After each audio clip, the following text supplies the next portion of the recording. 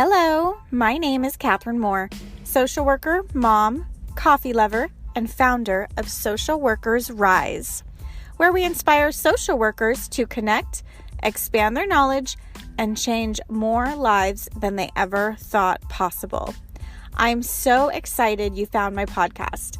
We will talk everything social work on every level from micro to macro. We will hear the stories of social workers who are doing big things, learn new skills, and most importantly, give you actionable steps to make a difference today. Let's go.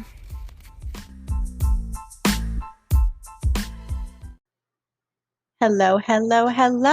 Welcome to another episode of Social Workers Rise. This is Catherine here, your host. I'm so glad that you are with us here today. So today we are going to sit with Brenda Flores, who reveals her diverse social work background and what she did to go from CPS worker to now working with the federal government with the Department of Homeland Security. We're going to talk about what she actually does with Department of Homeland Security. What does a social worker do there? What is her role?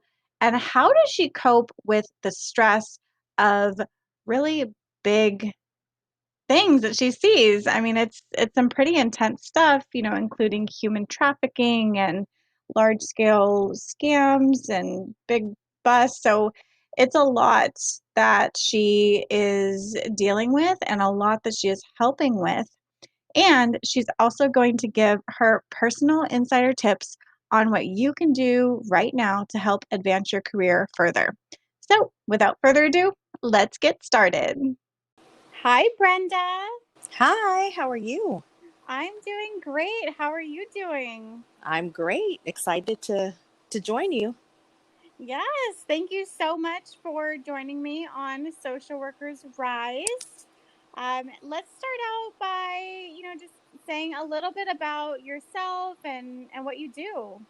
Well, not what you do yet, because we'll get into that, but just a little bit about, what you do. Let's just go in there. All right. Well, we'll talk about it in more detail later, but currently I am a victim assistance specialist with the Department of Homeland Security, Homeland Security Investigations. And like I said, we'll talk a little more about that.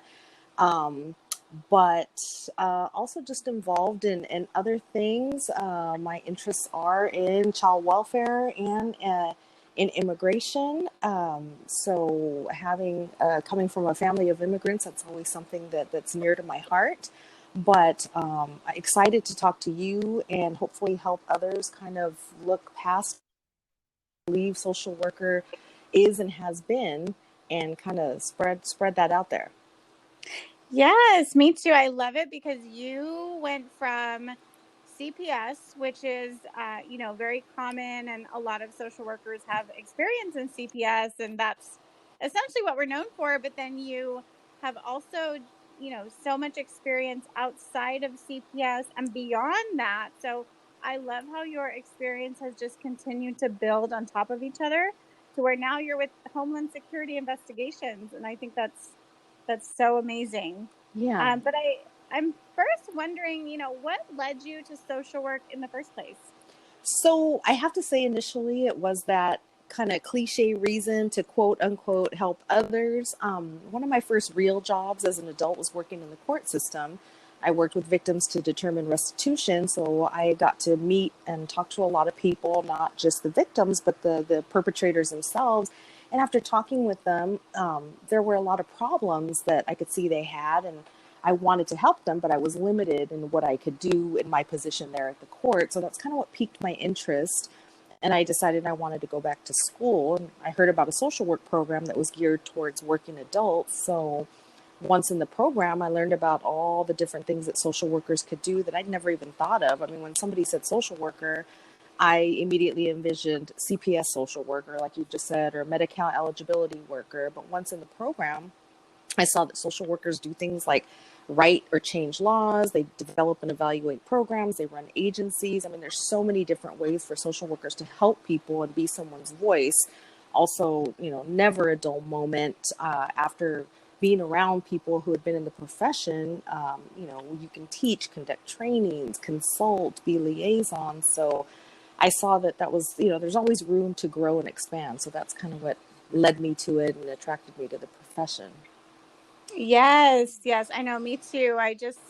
I remember looking at one of the sheets or the spreadsheets of what social workers can do, and it included grant writing and program management and therapy. And remember thinking to myself, like, what? That is so crazy. I mean, talk about job security and such a versatile degree to have. Right. I mean, and honestly, I knew I wanted to help people, but I didn't know what that meant. Initially, I thought I wanted to be a clinician, a therapist. And within the first year, I realized it was the exact opposite. I had never been interested in policy or the law or anything. And I, happened to go to a legislative day. And after that, I was like hooked and ended up going a totally different route. So you never know. Yeah, it's very true. It's very true. Do you want to make your own podcast? Spotify has a platform that lets you make one super easily, then distribute it everywhere and even earn money all in one place for free. It's called Spotify for Podcasters. And this is the platform that I use because it makes it so simple to record and distribute your podcast all in one place using your cell phone. What you need to do is download the Spotify for Podcasters app or go to www.spotify.com/podcasters to get started. So you mentioned that you were with CPS. What else have you done that kind of led you up to the Homeland Security Investigations? So I have to say, initially, right out of graduate school, I wanted to start working right away. And quite honestly, Child Protective Services is always looking for people. So I thought, well, I really didn't want to do that, but, I need to get back to work. But once I was there, I realized that there were other things within the agency that I could do. I did have to put in my few years to get that experience on the line. I was an emergency response worker doing investigations.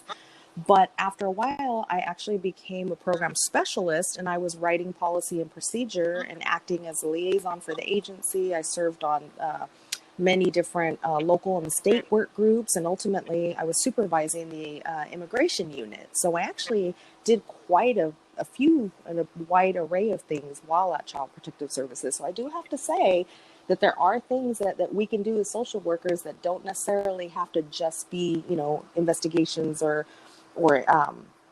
the traditional worker roles. Not that there's anything wrong with that, but for those who want to do something a little different or their forte is in more administrative, behind the scenes areas, there's that. So like I said, I helped develop and supervise an immigration unit while at Child Protective Services, and I was constantly going to different conferences and meetings. And while there, I learned about the unaccompanied children program that the Administration for Children and Families had. That's under the Office of Refugee Resettlement. So I really became interested, and I was already interested in working in those international cases. So ultimately, I left Child Protective Services and moved on to ORR, Office of Refugee Resettlement. And there I provided oversight of contracted providers for the program and made for these minors. I served as the liaison and the government representative for the areas that I was in. I did this on the West Coast, so my whole area was all the way from Oregon down to San Diego, and then I moved actually to Washington, D.C. to take a promotion, and there I did the same, but on the East Coast. So I get to say I got to see the best of both coasts, lots of traveling involved, and I have to put the plug out there, but there are so many opportunities in Washington, D.C. if you're interested in the federal government. So, Oh, yeah. yeah, so Great. that was an exciting program that I worked for. So that kind of pushed me further into working with international cases and immigrant children and getting me there. And then I was in DC for 3 years and I was really homesick. I missed California, and unfortunately, there were no positions available with my agency. So a colleague of mine told me that they were hiring for asylum officers with Homeland Security, U.S. Citizen and Immigration Services. So I did the interview and I got the job. So I actually came back to California as an asylum officer, and then later became an immigration officer, adjudicating different immigration petitions. While I was there, Hurricane Maria happened, and I got to work with FEMA for 3 months in Puerto Rico. And I was the FEMA liaison for 4 local municipalities, where I worked directly with the mayors and emergency management officials of those municipalities in Puerto Rico. So USCIS offered me tremendous opportunity to expand further my knowledge, of immigration and like I said, even emergency management that I never dreamed I'd be doing. So again, that's why I say it's, you never know, where you're going to end up, but the opportunities are always there. And then just last year, as for a promotion, I actually came over to investigations, which is still also under Department of Homeland Security as the victim assistance specialist. So it's been a ride, but it's been great. Wow, that is fascinating. So the first thing that I'm kind of questioning is you were starting with CPS. How did you even how did you even transition out? Did you specifically request? Did you talk with your supervisor? Did they approach you? How did that work? And I guess, that could be the same for the other transitions that you made, but were you actively seeking out these other roles or, what did that look like for you? So are you talking about within Child Protective Services, going from worker to program specialist, the policy Yeah. side of things? So I was still in graduate school. I decided to complete a combined master's PhD, and I knew on the MSW I didn't want to take the clinical track. I decided to take the policy track because I was interested in that. So part of my internship, I asked to be placed in the administrative side of things. So I was actually interning in the program specialist unit. And so when I finished school and they said, well, you can't hire in right away as a program specialist, you have to have line experience. I always knew that that's what I wanted to do. So I was, once I gained a few years of experience, I was always looking to see, when those jobs would post. And like I said, I did the internship, and I would try to keep up on things, following certain bills, and just paying really close attention to when policy came out in the agency, and so I could understand what was happening, and then ultimately applied for the job, and I did get it. Okay, so it sounds like you knew what you wanted and you were actively paying attention to the things that would matter or the information that would help you in that position so that when the time came, you were just pretty more like well prepared. Is that Yes. pretty accurate? Yeah, Yes. okay. Yeah. I always say, and like I said, even when you're out there working, you identify gaps or even certain things that you're interested in. I would definitely suggest, look a little further into it, do some research on it, get some background on it, talk to your supervisor, bring up your concerns or questions, and see, is there something that, we can do about it? Is there a way to become involved? That's how the immigration unit actually came out. I was a Spanish speaker, so I happened to get assigned a lot of the Spanish cases. Well, in working those cases, we realized, hey, we have some kids that are not citizens of the U.S. What do we do with those cases? Well, that kind of snowballed, and we realized, well, there's certain international treaties and conventions and laws that we're not considering because we really hadn't identified these cases that, oh my gosh, we're out of compliance. What do we need to do to make this happen? So that's kind of how the unit was developed. So I had the opportunity to help develop that and then ultimately supervise that unit. So that was really exciting. Oh, wow. Okay. So, what kind of tips do you have, for people who might be listening, if they want to get started working with the government, if they want to get more involved in this kind of work? Do you have any tips on where they could start or what they should do or what they can learn about? I always say, well, usajobs.com, that's all government jobs are posted there, all agencies, it doesn't matter. And they've over the years have developed a lot of programs for students. They have intern opportunities because I know we in our department have interns. They also have fellowship programs. So they are really gearing positions and opportunities for students so that you can actually get started while you're still in school or right after you graduate from school. Oh, that's good. Good to know. I had no idea. Yeah, check out usajobs.com. That's a pretty cool place. Okay. So tell me a little bit more about your work right now. So you are with the Homeland Security and you're specifically working with children who are victims. You're a victim assistance specialist. So what does that look like? What does that mean?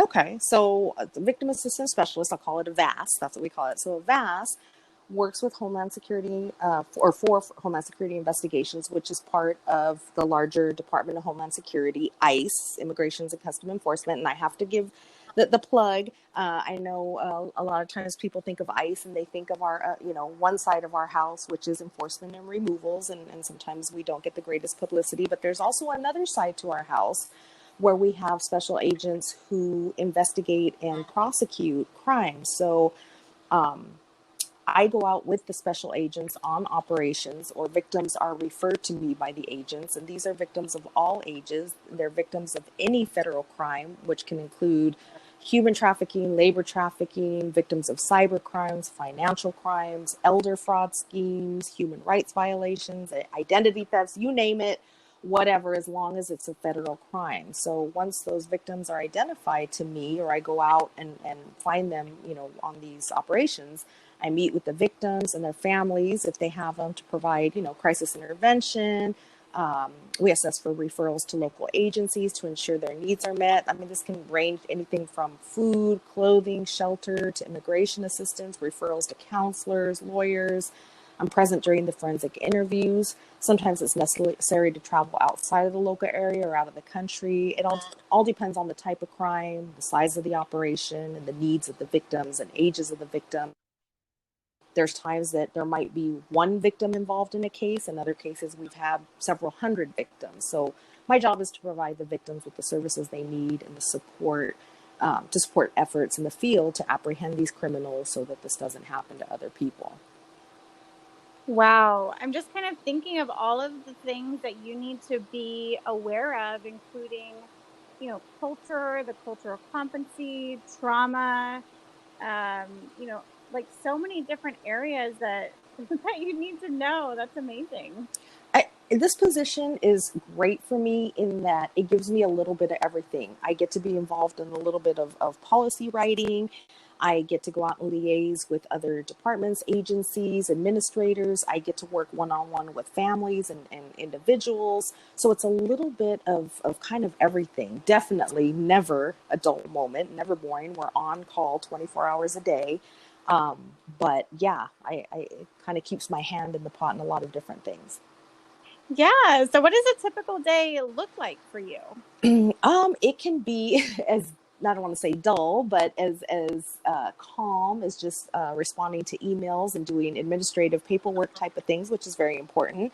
And then other days, we can be flying out somewhere or going somewhere out of the area and setting up to, be on an operation with agents and, watch them do their magic and bring out victims. And we start, triaging and doing crisis intervention and getting the referrals out that need to be made. And so it can be extremely exciting.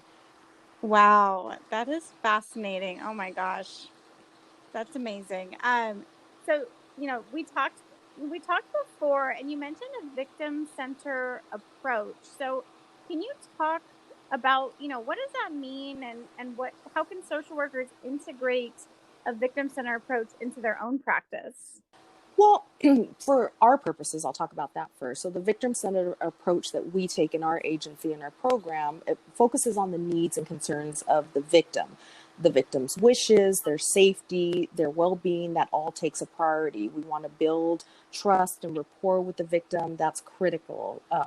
We always tell each other, we need to meet victims where they are at in that moment. Everybody responds to crisis and stress differently. Some victims are seeking an and want help immediately, and others are resistors for various reasons. And we have to just remind each other that every response is okay. Everybody deals with things differently, and each person should be dealt with on a case by case basis. The agencies worked hard to ensure this is happening, and that the agents are trained and understanding that, because without trust and understanding, we're not going to have a successful investigation and prosecution on a case. But I think this approach can be applied in many, if not all, the situations we're in.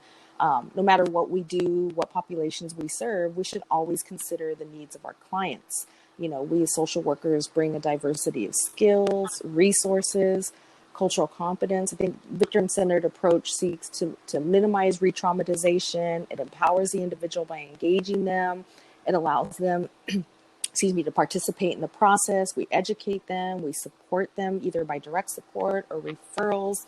It includes taking time to explain, what's going on, who are the people involved in this process, what does the process look like. The goal is to provide a sense of safety and security in the individual's life. I mean, think about the jobs that we do now or hope to do. I think this approach can be taken in any setting where we're helping people.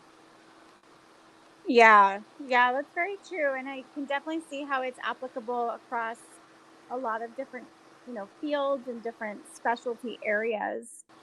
I'm kind of wondering, given the economy and COVID-19 and the loss of jobs and the high unemployment, do you feel like there's going to be an increase in the amount of fraud or victims in human trafficking that's happening? Absolutely. We've already seen it happening. The numbers are spiking despite, there's a lot more emphasis and push and education. Unfortunately, kids are at home, people are at home. So we've seen the numbers go up. The access now, with everybody being online, it happens and it happens. And I mean, I cannot reiterate that it's not just male, females, it's males and females. It doesn't matter how much money you make, how educated you are, every single person, child, it doesn't matter, is vulnerable to these type of individuals. That is, yeah. Yeah, it's so sad. And it's scary too, because I know I've heard so many stories just here in California about people who are, well, mostly women and women that I've heard of, but women who are either kidnapped or they are um not necessarily seduced, but talked into or kind of tricked into the human trafficking world. Right. It's not what it used to be before, where it was kind of the scary guy or your typical, the guy that was dressed up a certain way. Now it's scarier because it's kids' own peers who are kind of, leading them. Or, we've seen guys who, say, oh, I want to be your boyfriend, and, make girls fall in love with them, and they kind of talk them into doing things for them. So it's definitely taken a different angle now, different approach. I've been working with a lot of victims online, and we're seeing a lot more male victims now with all the games, the Fortnite and the Roblox and all these things. So we've been doing a lot of trainings via the web to parents to really be vigilant of, I mean, it's happening right. The parents are in the room, but sometimes the kids have the headsets on, or they're using language that the parents aren't understanding, and parents aren't even realizing that it's people are seducing or talking to their children in inappropriate ways, and they're not even aware of it. It's happening literally when they're in the room. Wait, what can happen over the video game? Sorry, I'm very naive, but Well, what there's do parents need to know? separate chats that go on, and then sometimes they meet out, or not, I don't want to say outside, but in different venues. And so there's we see a lot of images being traded, or somebody will pose as a 12-year-old boy, and somehow they develop this friendship, and before you know it, this individual's asking the quote unquote friend to send them a nude picture of themselves or a sibling. We've seen that. So it's just, yeah, it's sad, but it is happening. So it's, we really need parents to be vigilant of who who they're online with. Is it truly a friend that they know? Because, a lot of times the kids are like, oh, this is my new friend, and they think of them as friends, but they have absolutely no clue who's on the other end or who's on the other side of that chat. Yeah, yeah. Oh my gosh, there's so much to worry about as a parent. Oh my gosh. Yeah, but I mean, there's a lot of literature out there, a lot of good trainings online. They're free. So, and that's why we try to get out there with the school districts. A lot of it is just educating. I mean, the more people are exposed to it and are aware of it, hopefully that will reduce these things happening to their children. Yes, yes. Oh my gosh, that's so crazy. And even so I work with older adults mostly, and I see so many older adults come to me and they say, "Oh, I don't have any money because I gave it to this gentleman in Jamaica who is going to be paying me back." And I'm like, "No, Yeah. he's not. You're not going to get money back." One gentleman, oh my gosh, the poor thing. So he had a lot of money. He was a very techie guy, and he met, well, not met, but someone from Jamaica called him and told him, okay, send me this equipment and then I will pay you back for it 3 times over. And so the guy would go to Best Buy and buy this equipment and send it to him. And then the guy would say, okay, yes, I got it. I don't have your money yet, but we need another TV or something. And spending all of his money. And oh my gosh, it was just hard. And he swore, like, to the day I last saw him, he swore that this guy was going to be sending him money. Yeah. Uh, And that's definitely happening a lot now. We have a whole unit that works just on that, on fraud.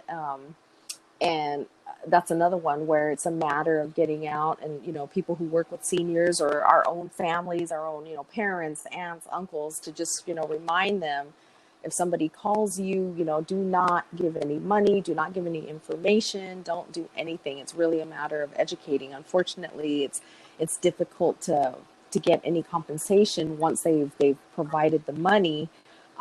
So really it's about protecting them from not letting it happen, because once it happens, it's difficult to. right. Yeah. Oh my gosh. So many heavy stories, I would imagine that you witness and that you see. How do you keep yourself from burning out and staying passionate and just, at your best self? um I think just looking at, when working with the victims, they're so resilient, especially children. I'm amazed at how resilient children are. um but definitely talking things through, talking with coworkers, debriefing, from about a case with the agents, with the interviewers, because like you said, it is the heavy duty stuff. Taking time out for myself. um, our agency has a program specifically for that, just because like myself, working with victims, but also the agents also get burned out and they get exposed in vicarious trauma. So the agency's done a really good job about having a program specific for that. They have counselors available to be able to speak with people. But again, it's always good to debrief, take time out for yourself. But I get a lot out of working with the victims and trying to focus on, yes, this happened, but what can we do to turn this around? And I have seen lots of success stories, and I have seen victims come through and triumph and move forward. So if there's any little tiny way that I can be a part of that and help them to move forward, then to me that helps me in the process. Yes, yes, I love that. So, what do you have any advice for new social workers who are just starting out? I'd say while you are in school, take advantage of all the opportunities you have to be exposed to different things. Even if you think, I'm not really interested in that. I don't know if I want to go to that conference or that meeting or that group. I would say if you have the time, go to it. Like I said, I never thought I'd be interested in legislation or policy analysis, and that's what I ended up, majoring in. Um, you know, uh, as a student, you get the great discounts or opportunities to attend things for free. So I would always say, if there's internships available, take those networking groups. I would speak to professors, more seasoned social workers. Like I said before, when you begin to work, because I know we have some social workers who've just graduated. So when you begin to work in the field, look around and see what things or needs that aren't being addressed, and maybe what are some realistic ways for you to become involved. My example that I always use is that one where we ended up identifying, the need with the international cases and becoming involved in that. I didn't think it would play such a big role, but by participating in that and developing that program, not only did I help to make sure that children and families were served in culturally appropriate manners, but we also ensured our agency was in compliance with federal and international laws. We developed an MOU with the consulates, and we kind of helped guide other counties to do the same thing. So to me, as a newer social worker, I felt that was a great accomplishment, and I was able to have an effect on people.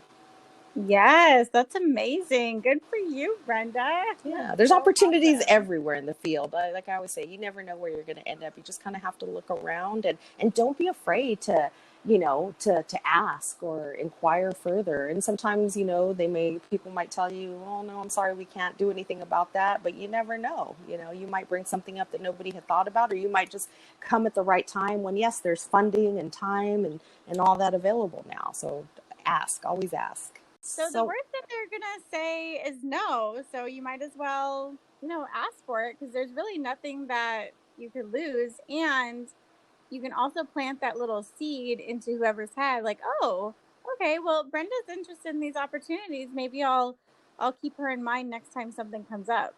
Absolutely. And that definitely has happened to me throughout. And maybe, you ask once and it may not be at that time, but later it does come back around. So sometimes be careful what you wish for, because they will keep you busy.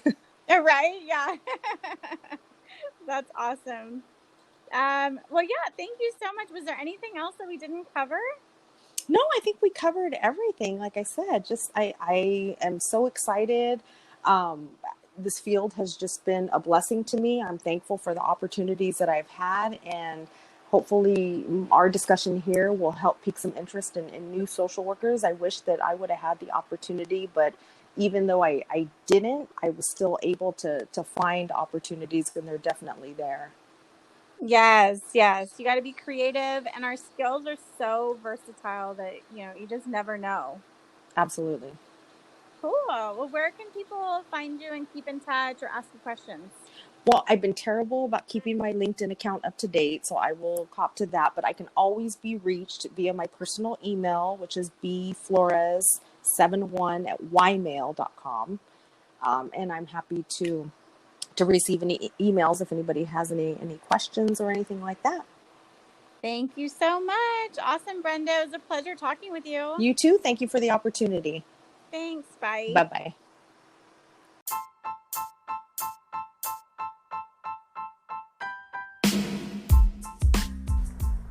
Thank you so much for listening to another episode of Social Workers Rise. If you loved it, write a review and give us 5 stars wherever you listen to your podcast. This just helps other people just like you find us and join our community. Also, I would love to connect with you on Instagram. You can find me at Social Workers Rise. I can't wait to see you next week. Bye.